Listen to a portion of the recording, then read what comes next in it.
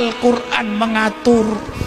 Cuman maaf Bapak polisi, kiai bertahun-tahun diakali.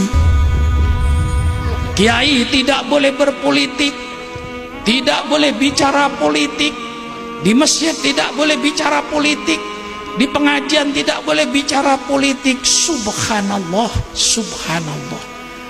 Karena kita sudah tidak mau bicara politik, apa yang terjadi sekarang ini? Banyak politisi-politisi yang tidak bermoral.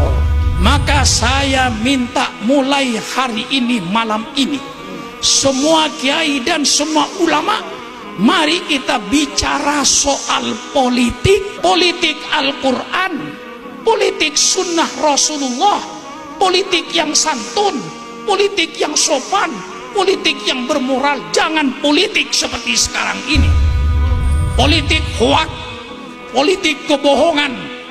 Betul apa tidak? Bohong sana, bohong sini, bohong sana, bohong sini, fitnah sana, fitnah sini, menjatuhkan sana, menjatuhkan sini. Justru ini sekarang yang dibicarakan, politik setan, politik iblis.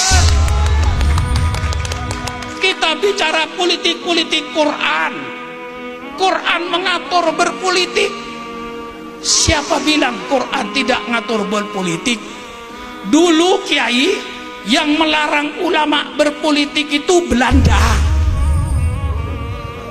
Mengapa Belanda melarang kiai berpolitik? Supaya Belanda dapat menjajah Indonesia terus-menerus.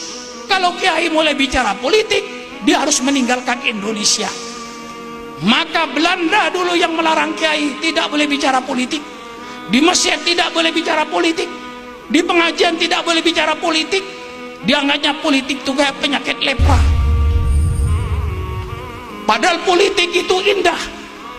Kalau politik dengan kejujuran, saya akan mengajar orang Ketapang, mari kita berpolitik yang sopan, berpolitik yang santun. Politik itu suatu hal yang mulia. Jadi kalau sekarang ada orang yang melarang kiai bicara politik di masjid, itu berarti sisa-sisa Sukran Makmun sebagai warga negara Republik Indonesia yang cinta sama Pancasila, cinta sama Undang-Undang Dasar 45, cinta sama Bhinneka Tunggal Ika.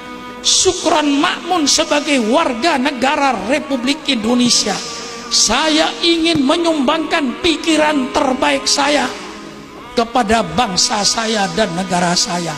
Saya sebagai warga negara Republik Indonesia, Bapak polisi, Bapak tentara, saya ingin menyumbangkan pikiran terbaik saya untuk bangsa saya, untuk negara saya, supaya tidak terjadi pemerintahan dengan segala kedolimannya.